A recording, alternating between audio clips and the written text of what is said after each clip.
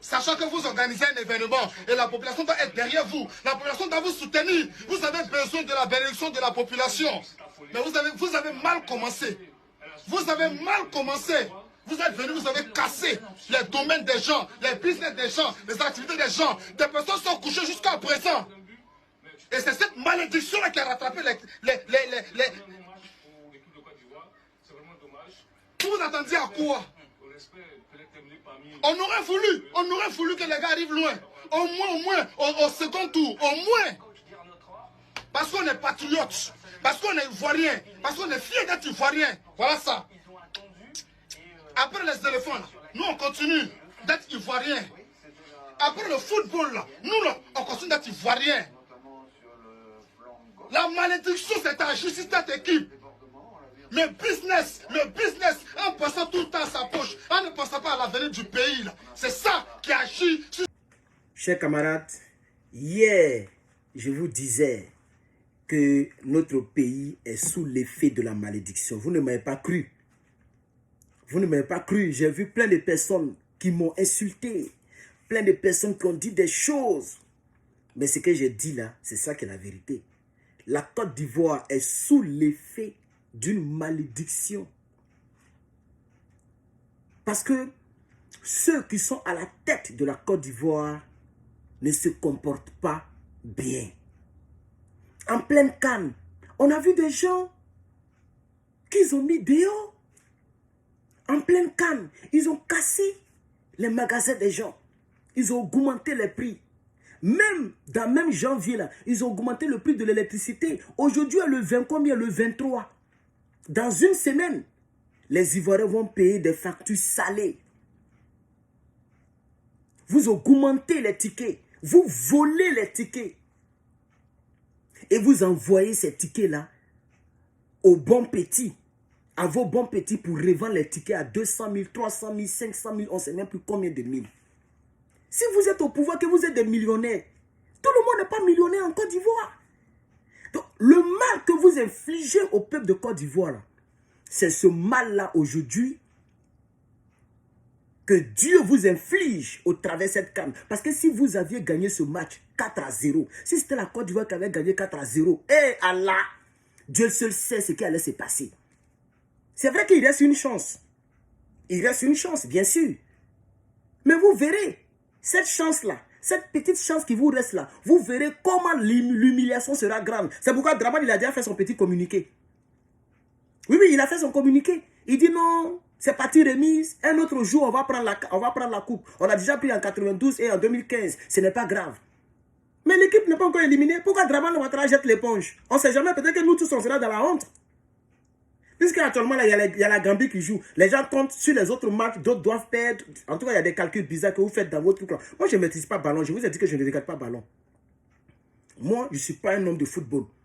Je me bats pour mon avenir, pour ma vie. Quand je me réveille là, je prends mon cahier, je bosse. Je dois avoir mon diplôme. Comme ça, je ne vais pas terminer ma vie américaine dans fast-food. Je ne vais pas terminer ma vie américaine dans travailler dans les choses. Non.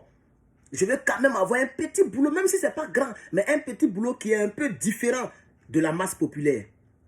Pour manger un peu mon diaclois. C'est ça qui m'intéresse. Tout à l'heure, je finis, je suis assis sur Internet. Je suis en train de faire mes trucs, mes devoirs en ligne. Mais aujourd'hui, les Ivoiriens pleurent. Les gens pleurent. Et vous pensiez que Dieu allait vous aider dans cette canne. Vous avez écouté le monsieur. Et tout à l'heure, vous allez l'écouter en long et en large. Parce que c'est une petite partie que je vous ai présentée avant de me montrer toi moi-même. Et vous allez regarder. Si j'ai pu faire le direct comme ça, le montage comme ça. Si ce n'est pas le cas, c'est maintenant que vous allez suivre le monsieur. Si c'est le cas, vous avez regardé une partie, je vais vous laisser regarder l'autre partie. Donc quand je disais que le pays était maudit, voilà de quoi je parlais. C'est ce que le monsieur explique. Mais les gens, quand tu parles, ils ne t'écoutent pas bien. Ils ne savent même pas où tu veux en venir. Quand je dis la Côte d'Ivoire, quel est le citoyen qui va maudire son propre pays? Quand je dis la Côte d'Ivoire est maudite, mais c'est par rapport à ce que Draman fait. C'est par rapport à ce que ce pouvoir-là fait subir aux Ivoiriens. Quand on dit Côte d'Ivoire, mais c'est les Ivoiriens qui font de la Côte d'Ivoire Côte d'Ivoire. Si les Ivoiriens sont tristes, si les Ivoiriens sont pauvres, si les Ivoiriens sont délaissés, si les Ivoiriens sont maltraités, si les Ivoiriens dorment dans les cimetières, Mais ce n'est que la malédiction que le pays va récolter. Attends, le football représente chaque pays. Chacun se bat pour son pays. Chacun se bat pour son pays. Vous allez voir les Emmanuel Keïta et tout cela. Ils vont soutenir les pays d'origine. Quand tu dis les noms, on dit, oh, tu es politique, puis tu aimes citer les noms. Mais en politique, on fait politique avec des animaux. Assalfo n'a pas porté maillot de Burkina Faso. Mais ce n'est pas les Ivoiriens qu'on fait de lui Assalfo. Mais quand ces paroles-là qui lui comptent, il soutient son pays d'origine. Et il n'a jamais relié son pays d'origine, contrairement à Draman. Et moi-même, je soutiendrai le Burkina Faso, qui est mon pays d'adoption. Voilà, qui est mon pays, l'un des pays que je soutiens et je soutiendrai toujours le Burkina Faso. Chers camarades, je ne veux pas que cette vidéo soit très longue. Bonne visualisation. Et je pense que j'avais raison quand je disais que ce pays-là est maudit. Voilà, moi je m'en vais sous la douche. C'est de ça qu'il s'agit. Vous voyez. À tout à l'heure. Sachant que vous organisez un événement et la population doit être derrière vous. La population doit vous soutenir. Vous avez besoin de la bénédiction de la population. Mais vous avez mal commencé. Vous avez mal commencé. Vous êtes venus, vous avez cassé les domaines des gens, les business des gens, les activités des gens. Des personnes sont couchées jusqu'à présent. Et c'est cette malédiction-là qui a rattrapé Vous attendiez à quoi? On aurait voulu que les gars arrivent loin. Au moins, au second tour, au moins. Parce qu'on est patriote, parce qu'on est ivoirien, parce qu'on est fiers d'être ivoirien. Voilà ça. Après les éléphants, là, nous on continue d'être ivoiriens. Après le football, là, nous là, on continue d'être ivoiriens. La malédiction, c'est agi sur cette équipe. Le business, en passant tout le temps à sa poche, en ne pensant pas à l'avenir du pays. C'est ça qui agit sur cette équipe. Apparemment, vous n'avez pas informé les éléphants, vous n'avez pas informé vos joueurs, vous ne leur avez pas dit que c'est à cause d'eux, c'est pour leur faire plaisir que vous avez cassé les magasins. Vous ne leur avez pas dit que c'est à cause d'eux que vous avez augmenté le coût de l'électricité. Tiens, à Torola. Tous on a pris en fair play parce qu'on veut la réussite de cet événement-là. On a pris ça en fair play parce qu'on est ivoirien, parce qu'on est patriote. On aime le football, on a la passion du football. Du moment qu'on soit payé organisateur là, on a le droit et le devoir de soutenir. Ils sont venus jouer caca pour donner aux gens. De toute façon, ils n'ont pas le niveau. Parce que je pense que s'ils avaient le niveau, ils allaient au moins arriver au second tour. La Guinée équatoriale a mérité sa victoire. 4 occasions, 4 buts, c'est ça d'une équipe. Et ils ne cherchent pas à dominer, ils cherchent à gagner. C'est de ça qu'il s'agit. Ils vont rentrer à la maison. On va s'asseoir tous à la maison et suivre le reste de la compétition. C'est tellement simple. Mais quand ça va réussir, celui qui mérite le trophée là, il va prendre encore. Il va prendre encore. Nous, on vous regarde seulement. On vous regarde seulement. Votre entraîneur, je ne sais pas, vous êtes allé ramasser, on ne sait pas où là. Je pense que lui-même il sait. Que même si la fédération n'a pas libéré là, nous-mêmes là, on fait de sorte qu'il parte. Mais si on doit sortir pour marcher, pour que lui là il parte, il va partir. On est fatigué des entraîneurs qu'on prend en business là. On est fatigué de ceux-là. Quelle humiliation! Quelle humiliation! Cannes jamais organisé. La meilleure canne. Pays organisateur. 4-0. Battu par 4 buts à 0. Tombé au premier tour. Waouh, waouh, waouh. Ouais.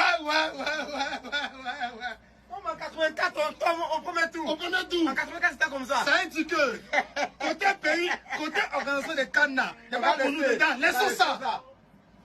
Concentrons-nous sur le problème de notre pays. Un but. C'est ce qu'il faut faire pour avoir un but. Au moins pour sauver l'honneur. Il mérite ça. Il mérite ça. T'as dit ça fait 7 minutes. 7 minutes. 7 minutes. Même s'ils ont donné une heure. Couper un match là, on s'est reposé. Qu'est-ce que c'est de 7 minutes? Ils ont donné beaucoup, ils vont nous marquer encore. Oui, mais ils vont nous marquer encore. Ils méritent. 4 occasions, ils ont mis dedans.